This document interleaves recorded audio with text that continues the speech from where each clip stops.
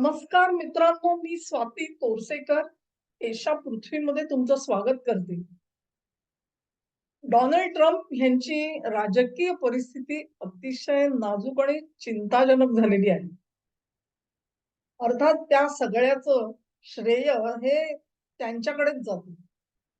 त्यांची जी काही कार्यक्रम पत्रिका आहे, म्हणजे ज्याला आपण अजेंडा म्हणतो, तो त्यांचा अजेंडा आहे, तो त्यांनी ठरवलेला आहे. त्यानुसार त्यांनी त्यांची माणसं निवडलेली आहे. पण कधीतरी काय असतं, की तुम्हाला जे साध्य करायचं आहे, ते कदाचित ठीक असू शकतं. पण तुमची कार्यपद्धती जी आहे, त्याच्यामुळे ते साध्य राहतं एका बाजूला. तुम्ही भरकटता आणि केवळ कधीतरी भरकटत नाही, तर तुम्ही खड्ड्यात पडता. ही जी कार्यपद्धती आहे, त्याच्या संदर्भाने ट्रम्प आज सर्व बाजूनी संकटाच्या भोवऱ्यात सापडलेले दिसतात. एक पहिली गोष्ट म्हणजे ज्या प्रकारच्या आर्थिक संकटामध्ये अमेरिका सापडलेला आहे, त्याच्यामध्ये ट्रम्प यांच्या खांद्यावरती एक मोठी जबाबदारी होती. ती जबाबदारी अशी आहे, की अखेर उडी तर खाली घालायचीच आहे. पण ती 17व्या मजल्यावरून आपल्याला खाली पडायला लागणार आहे का 10व्या की 5व्या? आणि त्याच्यासाठी आपल्याला देशांतर्गत काय तयारी करावी लागेल, याचा कुठेही विचार दिसत नाही. मी काय म्हणते ह्याचा अर्थ तुम्हाला समजून आला असेल. नोटा छापण्याचा जो उद्योग यापूर्वीच्या सर्व राष्ट्राध्यक्षांनी केला, त्या सगळ्या पापाचं ओझं आज डोनाल्ड ट्रम्प यांच्या खांद्यावरती येऊन पडलेलं आहे. अमुक एखादं मोठं युद्ध ट्रम्प यांनी सुरू केलं, असं तुम्ही कुठेही दाखवू शकणार नाही. परंतु त्यांचे जे कोणी आधीचे राष्ट्राध्यक्ष आहेत, त्यांनी अशा प्रकारे युद्ध ओढवून घेतली आणि त्याच्यावरती भरमसाठ खर्च केलेला दिसतो. मला वाटतं साधारणपणे 2000-2001 सालापर्यंत अमेरिकेची आर्थिक परिस्थिती अशा प्रकारे चिंताजनक नव्हती. पण त्यानंतरच्या काळामध्ये म्हणजे एक तर अफगाणिस्तानच्या निमित्ताने, इराकच्या निमित्ताने जी एका मागून एक युद्ध छेडण्याचं जे एक सत्र सुरू केलं या लोकांनी, त्याच्यामधून भरमसाठ खर्च वाढत गेला. डेमोक्रॅट ज्या वेळेला सत्तेवरती आले, त्यावेळी त्यांनी तर एड असेल किंवा नॅशनल एंडॉवमेंट फॉर डेमोक्रेसी या अशा कार्यक्रमांमधून पैशाचा नुसता झरा तयार केलेला होता. संपूर्ण जगभर हा पैसा जात होता आणि हातामध्ये रिझल्ट काय? ह्याची सत्ता पाड, त्याची सत्ता पाड. अमेरिकेला त्याचा नेट काय फायदा होता, याचं उत्तर कोणाकडेही नव्हतं. कर्ज चढत होतं, त्याची परतफेड होत नव्हती. 2008 साली एका मोठ्या आर्थिक संकटातून अमेरिका कशी बाहेर पडली? ती अशीच बाहेर पडली. मी एका व्हिडिओमध्ये त्याचा उल्लेख केलेला होता, की युनोच्याच एका रिपोर्टमध्ये असं सांगितलं गेलं, की त्या संकटाच्या वेळेला ड्रग मनी म्हणजे अंमली पदार्थाच्या तस्करीमधून, व्यापारामधून मिळालेला जो पैसा आहे आणि जो पैसा हा कॅरिबियन आयलंड असेल, केमान आयलंड असेल, या ठिकाणी जिथे-जिथे कुठे तो ठेवलेला होता, तो पैसा अखेर अर्थव्यवस्थेमध्ये ओतावा लागला. तेव्हा ती अर्थव्यवस्था तेव्हा स्थिर झाली. पण त्यातून कुठेही धडा घेतला गेला नाही. पुढच्या काळामध्ये ओबामांनी भरमसाठ खर्च केले. त्यानंतर ट्रम्प यांनी थोडाफार परत खीळ लावण्याचा प्रयत्न केला, परंतु पुन्हा एकदा बायडेन आले आणि युक्रेन युद्धाचा असा काही षटकार त्यांनी ठोकलेला आहे, की अमेरिकेचा कॅचच आज गेलेला दिसतो. ट्रम्प सत्तेवर आल्यानंतर खरं म्हणजे त्यांनी आपली उधळपट्टी जी आहे, तिला आवर घालण्याचा प्रयत्न करायला हवा. पहिले 2 ते 3 महिने गाडं सुरळीत चाललेलं होतं असं मी म्हणेन. त्या दिशेने प्रयत्न चाललेले होते. आज आता ते प्रयत्न सुद्धा मला दिसत नाहीये. परिस्थिती कशी आहे बघा, परिस्थिती अशी आहे, की एका मागून एक एक्झिक्युटिव्ह ऑर्डर्स काढायला लागतायत. एक्झिक्युटिव्ह ऑर्डर्स काढायच्या आणि त्याच्यावरती राज्य चालवायचं. मग एक्झिक्युटिव्ह ऑर्डर्स काढायच्या म्हणजे आपल्याकडचा वटहुकूम काढला जातो ना, तशीच परिस्थिती. सरकारला वटहुकूम काढता येतो, पण आपल्याकडे अशी तरतूद आहे, की 6 महिन्याच्या आत त्याच्यावरती संसदेकडून शिक्कामोर्तब करून घ्यायचं असतं. अमेरिकेतही परिस्थिती तशीच आहे. एक्झिक्युटिव्ह ऑर्डर्स काढण्यासाठी स्पष्टीकरण काय, समर्थन काय, तर राष्ट्रीय सुरक्षा. प्रत्येक वेळेला राष्ट्रीय सुरक्षेशी काहीतरी प्रश्न जोडायचा आणि एक्झिक्युटिव्ह ऑर्डर्स काढायच्या. ही जी कार्यपद्धती आहे, त्याच्यामुळे आज ट्रम्प अडचणीत आलेले दिसतात. आणि मग व्हेनेझुएला तर छोटासा देश आहे. तिथे तुम्ही जाता आणि मदुरोंना थेट लष्करी कारवाई करून देशामध्ये आणता. बरं, त्याला लष्करी कारवाई पण म्हणत नाहीत, कारण लष्करी कारवाई म्हणायचं तर संकट, काँग्रेसचं संमती लागते, त्यांच्या संसदेची संमती लागते, ती संमती नाही. मग काय, तर पोलीस ऍक्शन म्हणून दाखवायचं. मीन काहीतरी कुठेतरी मर्यादा पाळायला पाहिजे.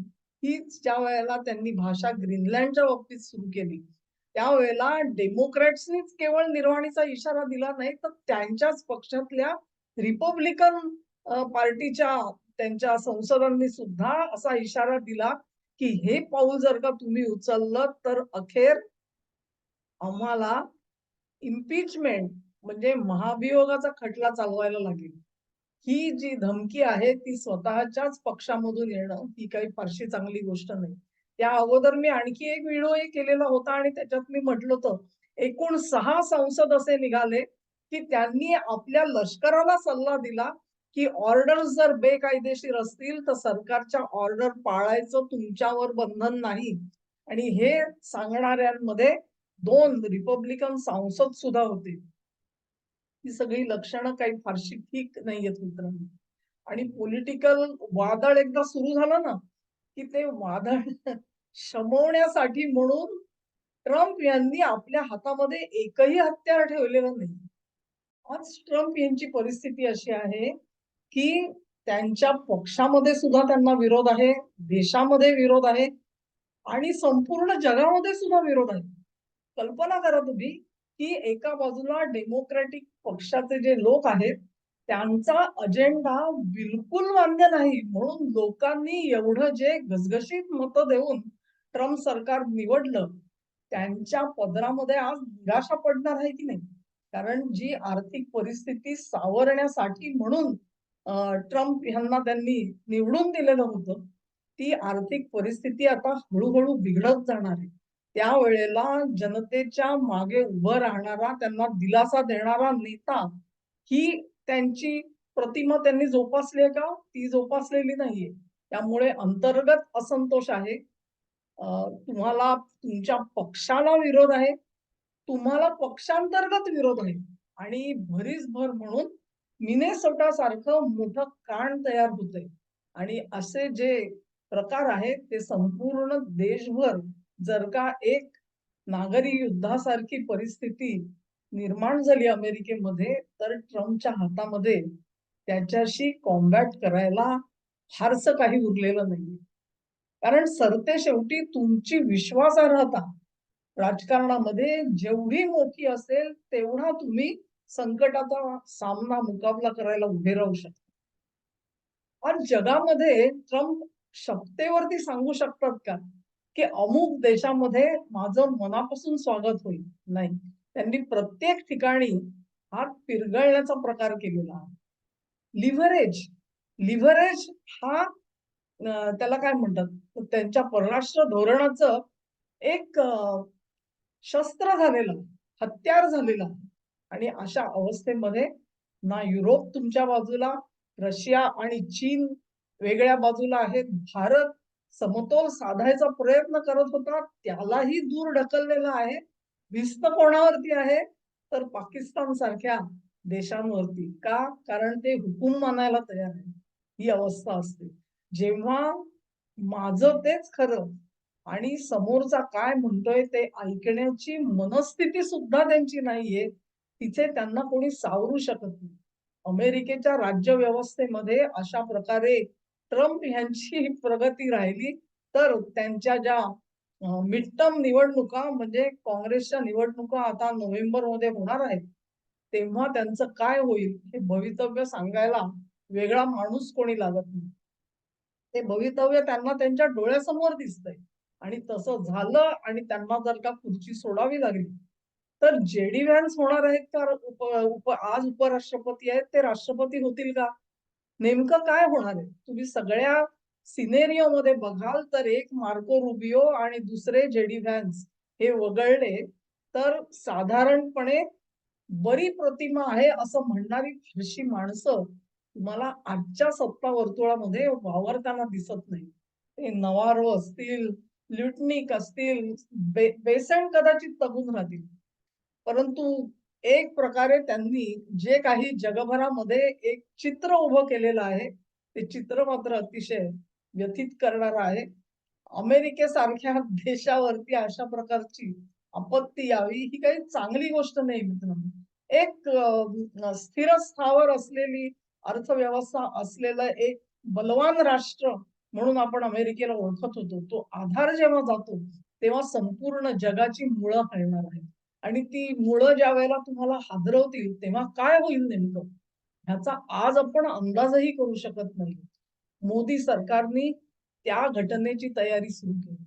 ती घटना म्हणजे केवळ ट्रम्प सत्तेवर आहेत का नाही एवढं नाही. त्यांच्यानंतर कदाचित जे.डी. व्हॅन्स येतील, नाहीतर आणि कोणी सुद्धा येऊ शकेल. तो भाग स्वतंत्र आणि अलायदा आहे. पण अशा प्रकारे अस्थिर, अराजक माजलेली अमेरिका, जिच्यामध्ये आर्थिक दिवाळखोरी तयार झालेली आहे, असं जर का बघायची पाळी आली जगाला, तर भारताने त्याच्यासाठी आपली तयारी काय करायला पाहिजे ह्याचा अगोदर विचार करून ठेवलेला दिसतो. आणि म्हणून जे गेली काही वर्ष आपण बघतोय ना, स्ट्रॅटेजिक ऑटोनॉमी म्हणजे काय? तर आमचे निर्णय घेण्याचं आम्हाला स्वातंत्र्य पाहिजे. परराष्ट्र धोरण आम्ही अमेरिका सांगते म्हणून घेणार नाही, रशिया सांगते म्हणून घेणार नाही किंवा चीन सांगतो म्हणून घेणार नाही. आम्हाला आमच्या हिताचं परराष्ट्र धोरण ठरवण्याचं स्वातंत्र्य हवंय. हे जयशंकर का सांगत होते? मल्टीपोलार वर्ल्ड तयार होणार आहे. कारण ज्या वेळेला एकध्रुवीय व्यवस्था जी आहे, ती ज्या वेळेला संकटात सापडेल, त्यावेळेला जग एका ध्रुवाभोवती नसेल तर अनेक ध्रुव तयार होणार आहेत. हे आपण मला वाटतं 2020-21 सालापासून हे शब्द जयशंकर यांनी वापरलेले ऐकलेले आहेत. त्याचा अर्थ आता आता आपल्याला समजायला लागेल. मी ज्यावेळेला म्हणते की अनेक ध्रुवीय परिस्थिती निर्माण होणार आहे म्हणजे काय? ज्यावेळेला अमेरिका कोसळेल त्यावेळी लक्षात ठेवा चीन सुद्धा कोसळेल. कारण चीनची संपूर्ण अर्थव्यवस्था ही निर्यातीवर अवलंबून आहे. भारताची संपूर्ण अर्थव्यवस्था ही देशांतर्गत खपतीवरती अवलंबून आहे. आपण जर का 100 गाड्या बनवल्या तर त्यातल्या 70 गाड्या ह्या देशात खपतात. मी गाड्या म्हणजे गाड्या असं म्हणू नका, कुठचीही वस्तू धरा तुम्ही. 70% ज्या वेळेला तुमच्या देशाचं खपत ही देशाच्या आत असते, तेव्हा संपूर्ण जगाशी तुमचा संपर्क जो आहे तो फक्त त्या 30% पुरता उरतो. म्हणजेच तुम्ही तुमचं संकट जे आहे ते ऑलरेडी असं अरुंद करून घेतलेलं आहे. ती अवस्था चीनची नाहीये. दुर्दैवाने नाहीये. कारण त्यांनी ज्या दिशेने प्रवास केला गेली 1.5 दशक शी जिनपिंग सत्तेवर आल्यानंतर, त्यांनी ज्या गोष्टी आज मोदी काय करतायत लक्षात ठेवा. मोदी तळातल्या भारतीय माणसाला उभा करतायत त्याच्या पायावरती. हे काम चीनमध्ये झालं नाही. आणि ते झालं नाही त्याचे आज दुष्परिणाम त्यांना भोगायला लागतायत. तुम्ही तुमच्या देशातल्या नागरिकाला पहिला ग्राहक बनवा तुमचा. तो ग्राहक झाला आणि तो वस्तू घ्यायला लागल्या तर तुमची कारखानदारी चालू राहील. चीननी ते केलं नाही. चीनमध्ये अशी खरेदी करणारी जी जनता आहे तिचं प्रमाण कमी आहे आणि त्या प्रमाणाच्या कित्येक पटीने जास्त उत्पादन क्षमता करून ठेवलेली आहे. आज अशी अवस्था आहे की ते उत्पादन काढलं नाही तर ती सगळी व्यवस्था गंजून जाईल. त्यामुळे उत्पादन तर काढावं लागतंय आणि ते विकलं तर जाणार नाहीये. तेव्हा अमेरिका कोसळेल तेव्हा चीन सुद्धा कोसळणार आहे. अमेरिका कोसळली तर युरोप सुद्धा कोसळेल. कारण एक प्रकारे छापल्या जाणाऱ्या डॉलरवरती युरोपचाही आर्थिक डोलारा होता. ते गोष्ट लक्षात आल्यानंतर ट्रम्प यांनी तो खर्च कमी करण्याचा प्रयत्न केलाय. प्रयत्न केलाय मी म्हणते. अजून देखील ते सगळं पूर्ण झालंय असं नाही. आणि मग अशा परिस्थितीमध्ये भारताने काय केलेलं आहे, की तुमचे जे वेगवेगळ्या देशांशी आज एफ-टी-ए होतात म्हणजे काय? हे करार कशासाठी करताय तुम्ही? हे करार आपण अशासाठी करतो आहोत, की जर का हा एक खांबी सगळा तंबू जो आहे तो कोसळला, तर हा ध्रुव गेला आणि हाही ध्रुव गेला, तर जगामध्ये तुम्हाला 4 ठिकाणी जाऊन सामोपचाराच्या गोष्टी करायला लागणार आहेत आणि त्याची तयारी मोदी आत्तापासून करताना तुम्हाला दिसतील. तुम्ही का तयार केलीत यू सिस्टीम? ती अशासाठी तयार केली, की कोणावरही अवलंबून न राहता जगामध्ये जर मला व्यापार करायचा झाला, तर मला माझ्या चलनात करता यावं. त्याने त्याच्या चलनात करावं, मी माझ्या चलनात करीन. मोदी कुठेही ब्रिक्सच्या नाण्याच्या मागे लागलेले तुम्हाला दिसणार नाही. ते म्हणतात, "मी रुपयामध्ये व्यापार करायचा प्रयत्न करेन." त्याचा गमक काय ते आपण एका वेगळ्या व्हिडिओमध्ये बघू. लोकांना आत्ता कळायला लागलंय, की मोदींनी केवढी मोठी दूरदृष्टी ठेवलेली आहे त्याच्यामध्ये. जरूर आपण त्याच्यावरती एक वेगळा व्हिडिओ करू. तेव्हा एका बाजूनी आर्थिक तयारी चालू आहे. दुसऱ्या बाजूनी संरक्षणाची तयारी करावी लागते. कारण ज्या वेळेला जगामध्ये एक दादा असतो, तो दादा तो सांगतो म्हणून त्याचं ऐकणारे 100 लोक आहेत. तो दादा जेव्हा उरणार नाही, तेव्हा कुणीही उपटसुंब उठेल आणि इशारे द्यायला लागेल, धमक्या द्यायला लागेल. त्यावेळी तुमचं संरक्षण हे असं भक्कम पाहिजे, की तुम्ही त्या ज्या धमक्या आहात, त्यांना तोंड देता आलं पाहिजे तुम्हाला. खरं आहे ना? म्हणून आजच्या घडीला भारताने आपलं आर्थिक बजेटमध्ये संरक्षणाच्या खर्चासाठी विशेष तरतुदी करण्याचं जे एक तंत्र निवडलेलं आहे, त्याच्यामागे हा विचार आहे. केवळ तुमच्या संरक्षणाचा विचार नाही, तर संपूर्ण जगाच्या संरक्षणाचा विचार करा तुम्ही. प्रत्येक देशाला ही भीती भेडसावणार आहे. अरे, कोणी दटावणारा माणूस उरला नाही तर काय माझ्या देशासाठी म्हणून त्यांना सुद्धा संरक्षण सामग्री लागणार आहे आणि ती सामग्री पुरवण्यासाठी तो जो एक दादा पहिला बसलेला होता तो इथून पुढे ते काम करू शकेल याची शाश्वती नाहीये. नंबर 2 चा दादा होता तो युरोप होता. युरोपमधून काही संरक्षण सामग्री येत होती. तिसरा रशिया आहे, चौथा चीन आहे. परंतु या सगळ्यांच्या स्पर्धेमध्ये उतरून लहान देशांना परवडेल अशा पद्धतीचं संरक्षण साहित्य निर्माण करण्याचं काम मोदींनी हातामध्ये घेतलेलं आहे. तेव्हा एक नाही तर अनेक प्रकारे त्यांनी जी ही व्यवस्था निर्माण करण्याची जो प्रयत्न चालवलेला आहे, त्याचं कारण हेच आहे, की हा जो सगळा डोलारा आहे, तो कधी कोसळेल ह्याचं कोणी पिन पॉइंटेड तुम्हाला अंदाज देऊ शकणार नाही. परंतु ते कधी ना कधीतरी होणार आहे, हे गृहीत धरून तयारी मात्र सुरू झालेली आहे. आणि त्याच वेळेला संपूर्ण जगामध्ये कुठेही कोणाचंही शत्रुत्व अंगावर न घेता सर्वत्र आपापले आपुलकीचे लोक उभे केलेले आहेत मोदींनी, हे त्यांचं वैशिष्ट्य आहे. ट्रम्प यांना नेमकं हे जमलेलं नाहीये मित्रांनो आणि म्हणून त्यांचा जो ऱ्हास होईल, तो ऱ्हास ते जितक्या गाजावाजांनी राष्ट्राध्यक्ष झाले, तेवढाच मोठा आवाज धक्कन पडल्याचा आपल्याला ऐकावा लागणार आहे आणि ही अत्यंत दुर्दैवी गोष्ट आहे. अत्यंत दुर्दैवी. कदाचित त्यांना त्याची अगोदरही कल्पना असेल आणि म्हणून ते अशा पद्धतीने वागतायत. अनेक लोक त्यांच्यावरती वैयक्तिक स्वार्थाचे आरोप सुद्धा करतायत. त्याच्यामध्ये मी सध्या शिरत नाही कारण जो काही एव्हिडन्स म्हणून दाखवला जातोय तो अधुरा आहे असं मला आज वाटतं. असो, तो एक वेगळा स्वतंत्र विषय आहे. परंतु हे जे मोठं संकट येऊ घातलेलं आहे त्याच्यात मोदी तरुण जातील याची तुम्हाला आणि मला का खात्री वाटते? खात्री अशासाठी वाटतेय, की अवाच्या सवा काहीतरी उद्दिष्ट ठेवलेली नाहीयेत. आपल्या ताकदीच्या बाहेरची कामं हातात घेतलेली नाहीयेत. जी काही आहेत ती आपल्या शक्तीनुसार आणि जमेल तेवढं सामोपचारांनी हे युद्ध करण्याचे दिवस नाहीत. हा केवळ कोरडा उपदेश नव्हता केलेला मोदींनी रशियाला किंवा युक्रेनला. तो जो त्यांचा जो सिद्धांत आहे तो आचरणात आणताना दिसतात हे त्यांचं वैशिष्ट्य. हा व्हिडिओ मित्रांनो तुम्हाला आवडला असेल अशी आशा करते. तुम्हाला आवडला असेल तर ही लिंक शेअर करा, व्हिडिओला लाईक करा, चॅनेलला सबस्क्राईब करा आणि तुमचं सहकार्य माझ्यासोबत असंच राहू द्या. नमस्कार.